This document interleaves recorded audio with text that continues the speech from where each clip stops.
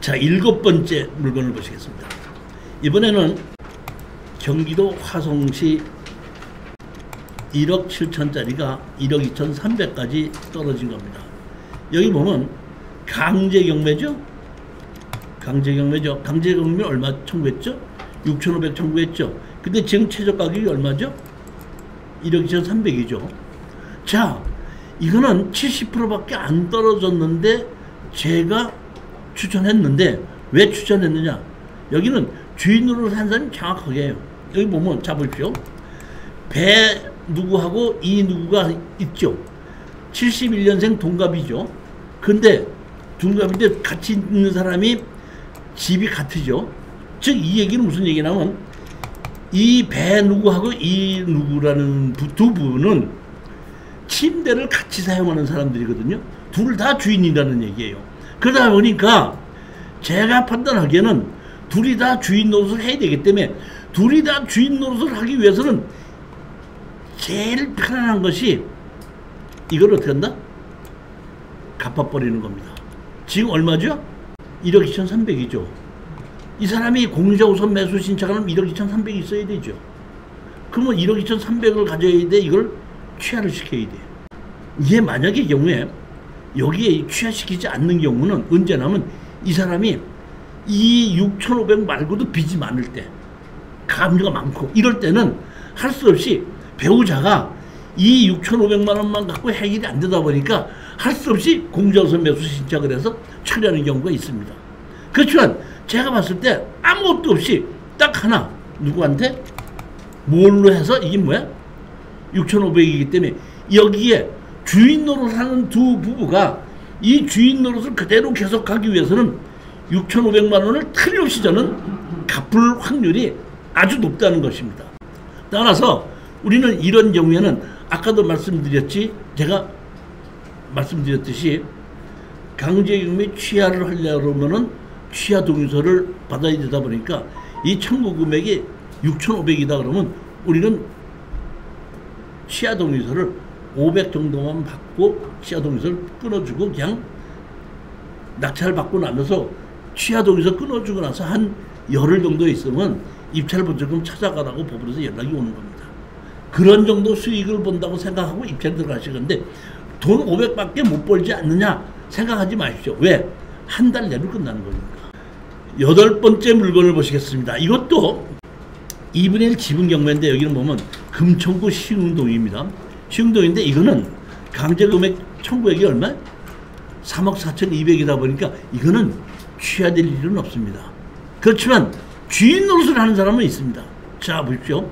여기 기준권리가 2억 1,000이 있고 그 다음에 여기 뭐 했죠? 여기 보면 청구 금액이 3억 4,200이죠. 강제경매 지분입니다. 여기 보면 여 누구와 정 누구가 있다고 보는데 여기를 보면 자 보십시오. 여기는 54년생이고 79년생이죠. 54년생이고 79년생이고 주소가 다르죠. 그러니까 침대를 같이 쓰는 사람이 아닙니다. 그런데 제가 봤으니까 현재 주인 노릇을 하는 사람은 이 사람이에요. 이 사람이 주인 노릇을 하는 사람입니다. 자, 이것도 한번 보시겠습니다. 236199죠. 6199 이거 맞죠? 자, 등기부 등본 한번 보실까요? 처음서부터 여 누구와 정 누구가 같은 곳에 살지 않는데 같이 샀죠. 즉 이 얘기는 완전히 남이 아니라 제가 보기에는 이 사람하고 이 사람하고 뭘로 보냐면은 아니 저는 모녀지간으로 보고 지금 현재 살고 있는 이 사람의 부친하고는 이 사람이 이혼한 사람이 아닐까 저는 그렇게 생각해요.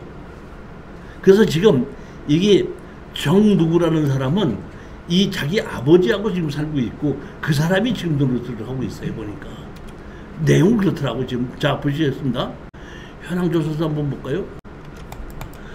이 사건 현재 보상 채무자금 소유자 정 누구의 부 누구를 만나 부친을 만났다 그랬죠.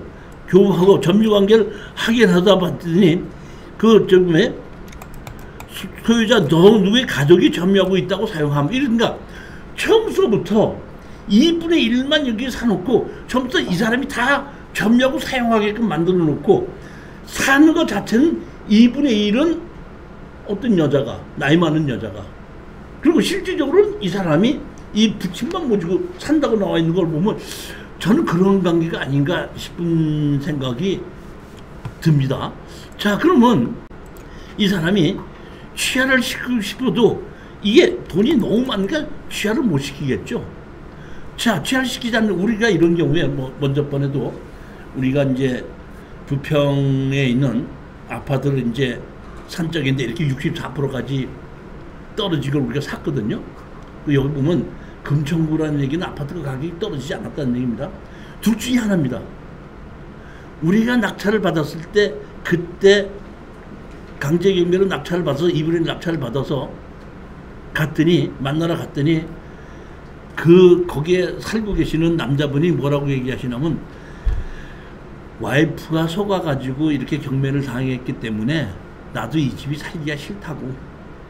그러면 어떻게 할까요? 경매로 팔을까요? 기양 팔을까요? 그랬더니 기양 팔자. 그래갖고 둘이 같이 가서 공인중개사 사무실에다 내놓고 팔기로 내놓기로 했습니다.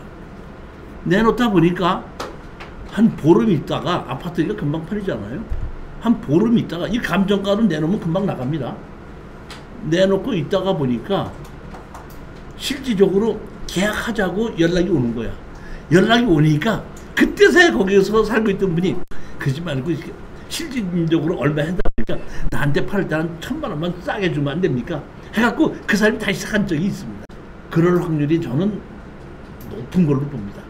그게 안 된다고 하더라도 64%에서 샀기 때문에 낙찰을 받고 협상 안 된다 그러면 경매로 다 팔아서 나누자 하지 말고 그냥 우리는 뭘 하냐면은 그냥 가서 공인중개사한테 가서 감정가대로 나눠서 팔아서 그냥 현금으로 나눕시다. 또 금방 팔리고 64%까지 떨어졌기 때문에 충분하게 마진이 생긴다는 겁니다. 자, 9번째 물건입니다. 이번에는 경기도 안양시 만인구 아파트인데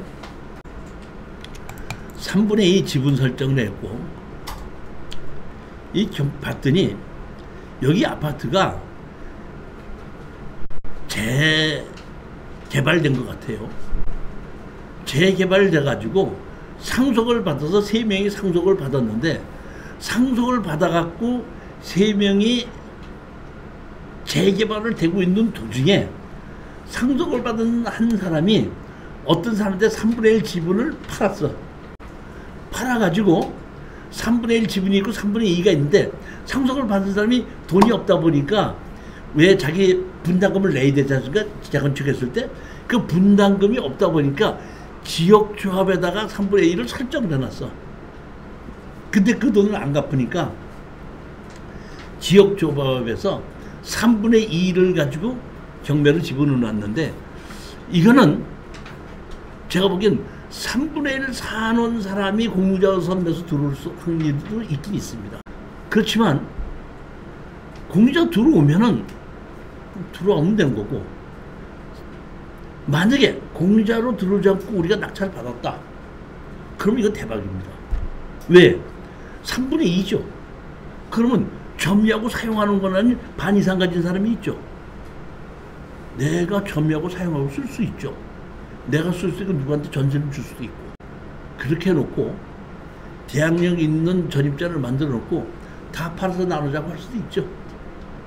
공유물 분할 3분의 1은 없고 3분의 2는 우리 거다 보니까 대항력 있는 세입자를 만들어 놓고 공유물 분할 청구할 수 있죠. 그렇기 때문에 그런 면으로 봤을 때 대박이 될 수도 있고 공유자서 매수 들어오면 어쩔 수 없다. 자, 이번에 세 번째 농지연금으로 투자할 거를 제가 고른 것인데, 자, 농지연금 제일 먼저 조건이 얼마에다 60세 이상이어야지 된다. 그 다음에 두 번째 조건은 뭐예요? 영농 경력이 5년 이상일 것. 지금은 농업경영체 등록 이렇게 돼 있는데 옛날에는 농지원부, 농지대장 이렇게 맡겼는데 농지원부를 가지고 있었던 사람이 5년 이상인데 계속해서 5년이 아니라 3년 농사를 지었다가 쭉 앉아서 다시 2년 있다가 다시 2년 져서 총 5년만 농사를 지으면 된다 이런 얘기입니다. 대상 농지, 담보 농지는 전답 과손이어야 됩니다. 전답 과손으로서 그 신청하는 사람이 현재 실질적으로 농사에 이용되고 있어야지 된다는 얘기입니다. 그 다음에 과손으로 2년 이상 보유한, 전답 과손으로 2년 이상 보유한 농지. 자, 다시 말하면 내가 5년 동안 농사를 지었다고 하더라도 연금을 신청하기 위해서 다시 사가지고 바로는 안 된다 이런 얘기예요. 최소한도 연금을 신청할 농지는 2년 이상은 농사를 지어야 된다 이런 뜻입니다. 그 다음에 제외 농지, 불법 건축물이 있는 거는 안 된다 이런 얘기고, 다른 사람하고 공동으로 소유하고 있는 건 안 된다는 얘기입니다. 그 다음에 개발지역 및 개발계획이 개발이 확정되어 있는 건 안 된다 이런 얘기입니다. 그 다음에 자볼게 이거 있습니다. 2018년 1월 이후 경매나 공매로 원인으로 한 취득한 농지는 안 해준다. 2018년 1월 1일 이후에 경매나 공매로 신청한 농지는 안 해준다 했는데, 다만 그 밑에 있습니다. 다만 보십시오.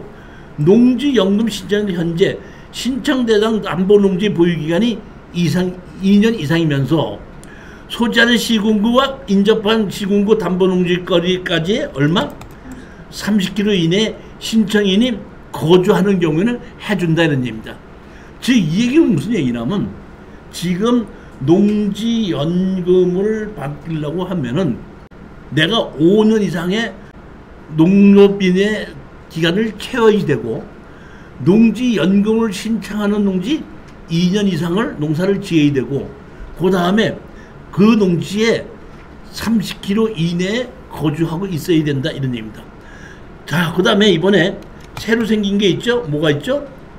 맹지의 농지는 안 해준다 이런 뜻입니다. 즉 이 얘기는 뭐냐면, 도로가 있고 어떤 분이 뭐를 받았어요? 샀어요? 답을 샀어. 논이죠. 논을 샀는데 그 논은 다 그 옆에 다른 사람들이 농사를 지면은 농기계에 못 들어갔죠. 농기계가 못 들어가는 농지는 연금을 안 준다 이런 뜻입니다. 그러니까 밭인 경우, 답인 경우에도 그 맹지인 경우 농로가 못 들어오는 경우가 많은데, 어떻게 농사를 짓냐면은 제일 먼저 모내기를 할 때 그 도로를 쓸 수 있는 그 논주민 보고, 당신 모내기 언제 할 거예요? 언제 할 거다 하면 그 전에 논 심기 전에 먼저 들어가서 모내기 합니다. 그 다음에 추수를 해야 되지 않습니까? 추수할 때쯤 되면 또 물어보는데, 언제 추수할 겁니까? 언제 추수할 겁니다. 그러면 그 사람이 추수하고 나면 또 기계가 들어가서 추수하거든요. 그런 식으로 지금 맹지인 경우에도 논농사를 짓고 있는데 연금을 안 준다 이런 뜻입니다. 뭐가 있어야 돼? 농작업을 위한 농지의 진출입이 어려운 농지, 다시 말하면 농로가 있어야지 농지연금을 준다는 것입니다. 어떻게 주느냐? 종신정액형, 평생 동안을 똑같이 나눠주는 거. 그 다음에 전후 후박형, 처음 10년 동안은 많이 주고 11년 때부터는 적게 주는 겁니다. 그 다음에 뭐에? 수시 인출형, 총 지급액의 30% 이내에서 필요한 만큼을 먼저 쓰는 경우.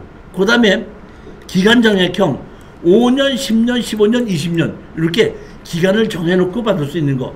그 다음에 경영 이양형, 지급기간 종료 시 공사의 소유권 이전을 전제로, 다시 말하면 내가 5년, 10년 정도를 연금을 받고 그 끝나면서 그거를 농촌공사에다 팔겠다, 이런 조건으로 한다 그러면 좀 더 많이 받을 수 있다는 얘기예요.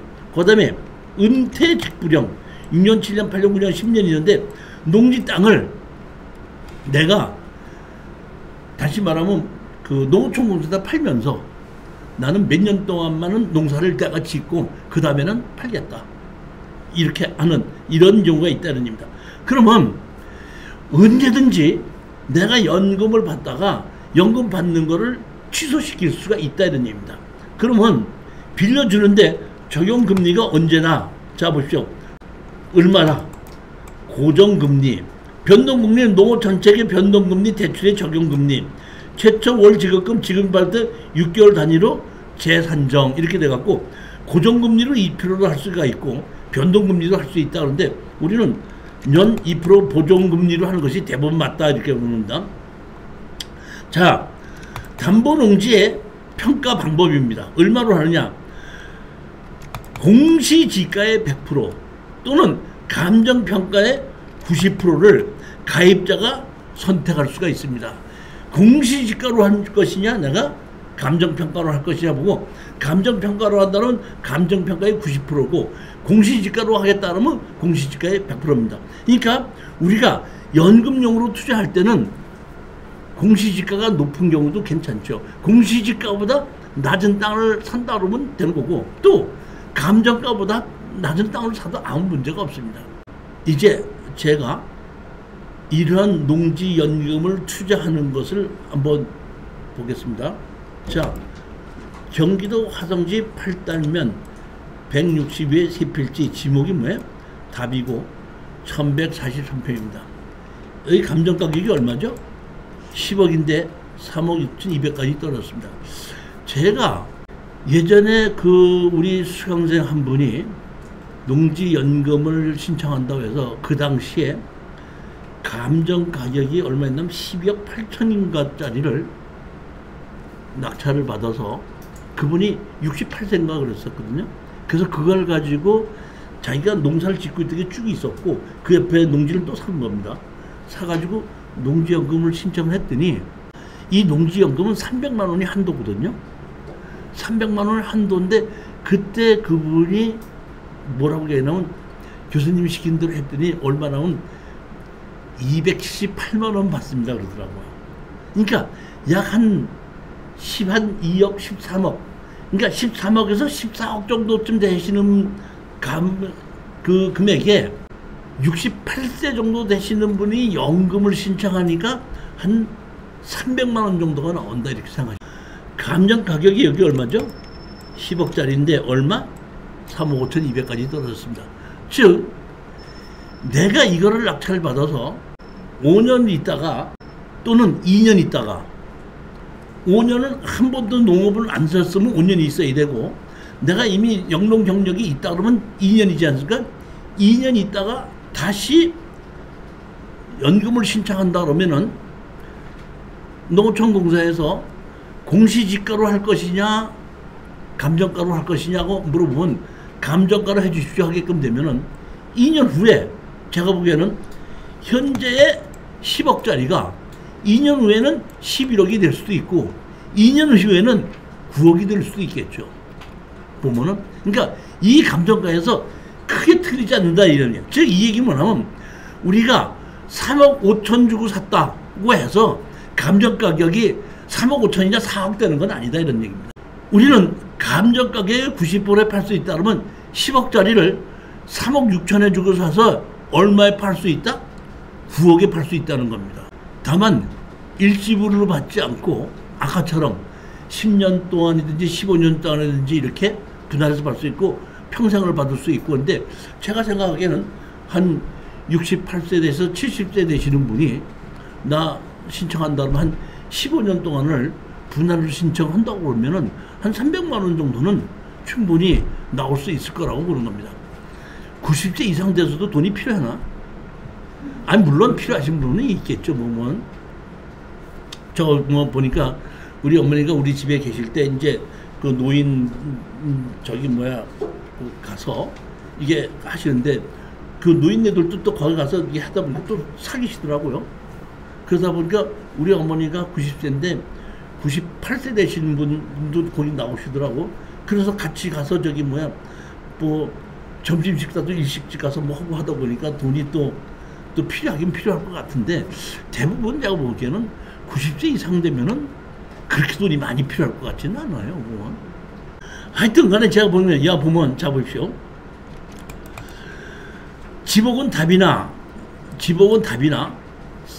팔트면 사실조회문 일종 근린 생활시설, 단독주택을 전용 허가를 받았다 이런 뜻입니다. 여기다가. 그 다음에 모두 봤어요? 개발행위 허가를 받았고, 그러니까 땅 전체에서 일부분은 주택으로 건축 허가를 받았는데 그 허가가 지금 취소됐는지 안 됐는지는 아직 모릅니다. 근데 제가 봤을 때는 착공한 것은 없거든요. 그러면 두 개입니다. 만약에 착공을 했다 그러면 그 허가는 취소되지 않습니다. 그런데 실질적으로 거기에 착공하는 흔적이 없으면 자동으로 취소는 안 되기 때문에 취소시켜 달라고 얘기하면은 담당자가 취소시켜 줍니다. 그런데 만약에 착공계를 내지 않고 건축 허가를 받았는데 착공계를 내지 않았다면 2년이 지나면 그 허가는 자동으로 취소가 됩니다.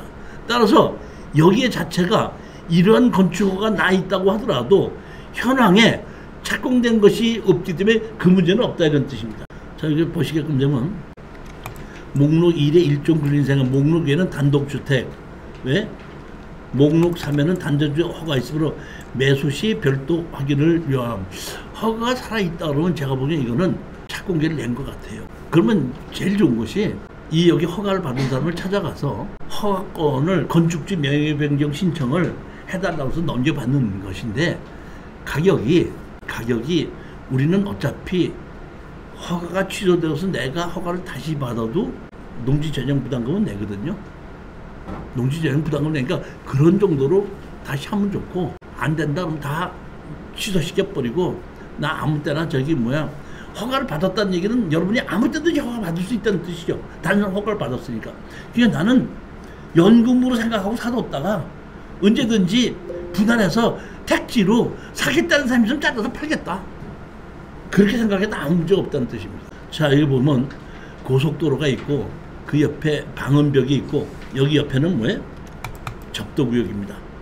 접도구역인데 이만큼에 보면 1, 2, 3 이렇게 되어 있는데 여기 보면 개발행위 허가를 득하고 하나는 아까 주택으로 이렇게 만들어져 있는데 여기 요만큼은 보게끔 되면은 지금 현황으로 도로로 콘크리트를 쳐놨더라고요. 로드뷰를 보게끔 돼요. 이거는 항공사진이기 때문에 없는데 로드뷰를 봤더니 그렇게 돼 있더라고요.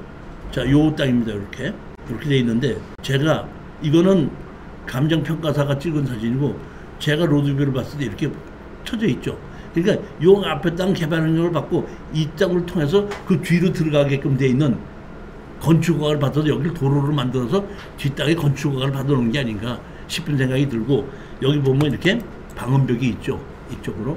제가 보면 고속도로가 좀 가까이 있어갖고 조금 좀 시끄러울 수가 있지 않겠나 이런 생각이 들지만은 우리가 뭐 좋은 땅이냐 나쁜 땅이냐를 따지는 게 아니라 가성비를 따져야 되는데 감정 가격이 10억짜리를 3억 주고 살 수 있다면 3억 한 5천 주고 살 수 있다면 그렇다면 싸게 사서 우리도 싸게 파는 거죠. 안 되면은 연금으로 가도 상관이 없다는 거죠. 그 안에 이거를 낙찰 받아서 팔아도 좋고 연금으로 가도 상관이 없다. 그러니까 팔 때까지 그냥 여기서 농사를 짓는 걸로 농업경제 등록 신청을 해놓는 겁니다. 그 안에 팔리면 팔리고 안 팔리면 연금 신청. 땅 자체는 위치는 지금 상당히 좋죠. 지목은 답인데 현황은 전으로 돼 있죠. 이 뒷땅까지.